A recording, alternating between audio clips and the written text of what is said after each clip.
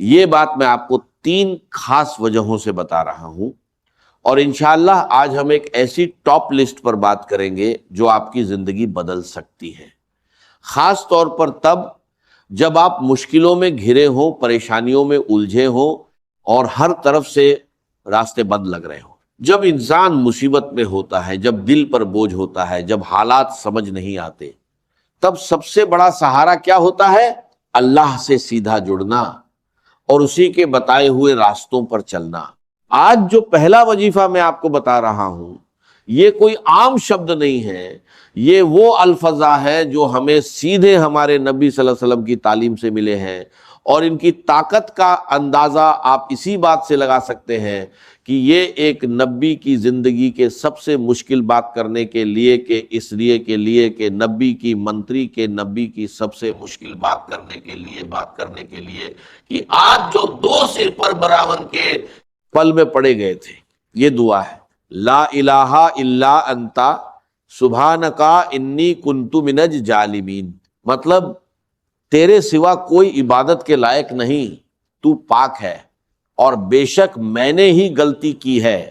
ذرا اس کو سمجھو، یہ صرف شبد نہیں ہے، یہ ایک پورا احساس ہے، ایک پورا یقین ہے۔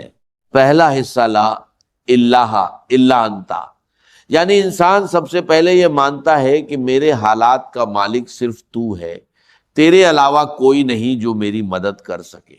پھر سبحان کا یعنی اے اللہ تو ہر کمی سے پاک ہے، تجھ سے کوئی غلطی نہیں ہو سکتی، جو بھی ہوا ہے وہ تیری حکمت سے ہوا ہے۔ اور آخر میں انی کنت من الظالمین، انسان خود مانتا ہے کہ غلطی میری ہے، کمی مجھ میں ہے، میں ہی اپنی حالت کا ذمہ دار ہوں۔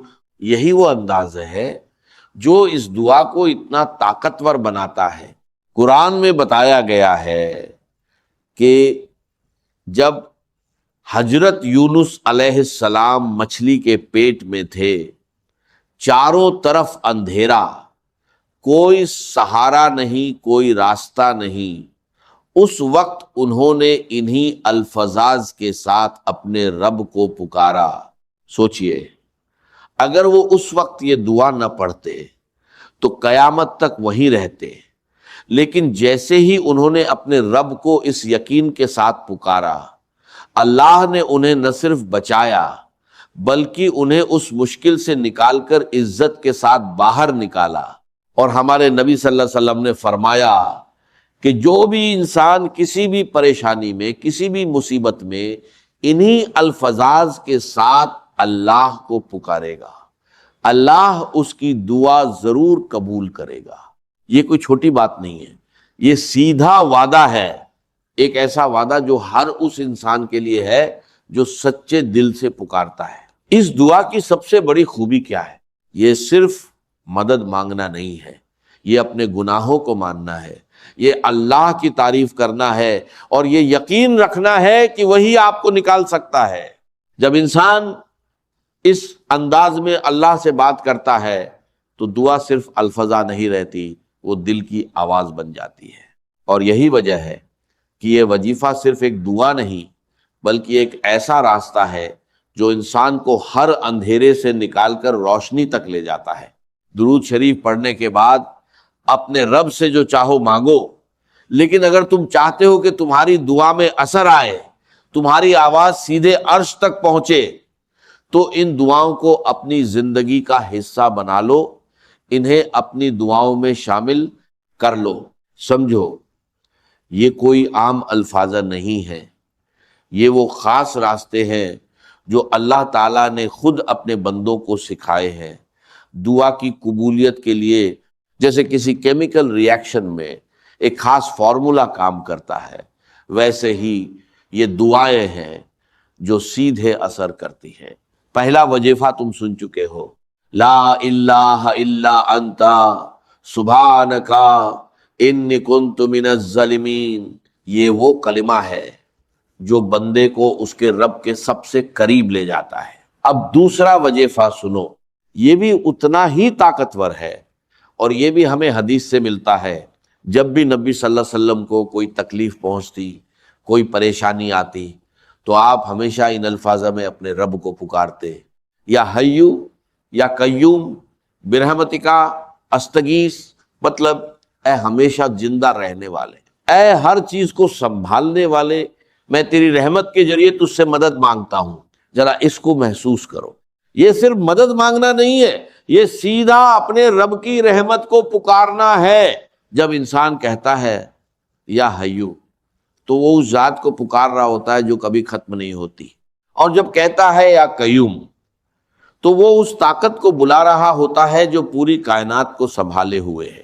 پھر جب وہ کہتا ہے برحمتک استغیث تو وہ اپنے آپ کو پوری طرح اللہ کی رحمت کے حوالے کر دیتا ہے، جیسے کہہ رہا ہو یا اللہ اب سب کچھ تیرے ہی سہارے ہے۔ یہی وجہ ہے کہ یہ دعا بھی ایک بے حد اثردار وظیفہ ہے، خاص طور پر اس وقت جب انسان خود کو بالکل بے بس محسوس کرتا ہے۔ اب تیسرا وظیفہ سنو، یہ وہ الفاظ ہیں جو ایک نبی نے اس وقت کہے جب انہیں آگ میں ڈالا جا رہا تھا، ہر طرف خطرہ، ہر طرف موت، لیکن پھر بھی یقین ایسا جو پہاڑوں کو ہلا دے۔ حضرت ابراہیم علیہ السلام نے اس وقت کہا حسبی اللہ و نعم الوکیل، مطلب اللہ ہی میرے لیے کافی ہے، اور وہی سب سے بہترین کارساز ہے۔ سوچو، آگ سامنے ہے، بچنے کا کوئی راستہ نہیں، لیکن پھر بھی یہ الفاظ، یہ ہے اصلی توکل، یہ ہے اصلی بھروسہ۔ اور یہی الفاظات ہمارے نبی صلی اللہ علیہ وسلم بھی پڑھا کرتے تھے جب کوئی بڑی پریشانی آتی، جب حالات سخت ہو جاتے۔ قرآن میں بھی اس کا ذکر آتا ہے، جب لوگوں نے مسلمانوں کو ڈرانے کی کوشش کی کہ دشمن بہت طاقتور ہے، سازشیں ہو رہی ہیں، حالات خراب ہیں، تو اس وقت ایمان والوں نے یہی کہا حسبی اللہ و نعم الوکیل۔ اور پھر کیا ہوا؟ ان کا ایمان اور مضبوط ہو گیا، ان کا بھروسہ اور بڑھ گیا، اور اللہ نے ان کی مدد فرمائی۔ یہ کوئی کہانی نہیں ہے، یہ حقیقت ہے۔ اور یہ تینوں وظیفے ایسے ہتھیار ہیں جو ہر مشکل، ہر پریشانی، ہر اندھیرے کے خلاف کام کرتے ہیں۔ بس فرق اتنا ہے، تم انہیں صرف سنتے ہو یا پھر انہیں اپنی زندگی میں اتارتے ہو۔ جب حسبی اللہ و نعم الوکیل کہا گیا تو صرف الفاظ نہیں بولے گئے تھے، بلکہ ایک ایسا یقین ظاہر ہوا تھا جس نے آگ کو بھی ٹھنڈا کر دیا۔ قرآن میں بھی اس کا ذکر آتا ہے، سورہ آل عمران میں جب ایمان والوں کو ڈرایا گیا، جب انہیں کہا گیا کہ دشمن بہت طاقتور ہے، حالات تمہارے خلاف جا رہے ہیں، تو انہوں نے ڈرنے کے بجائے صرف ایک ہی جواب دیا حسبی اللہ و نعم الوکیل۔ اور پھر کیا ہوا؟ ان کا ایمان اور مضبوط ہو گیا، ان کا بھروسہ اور بڑھ گیا، اور اللہ نے ان کے لیے راستے کھول دیے۔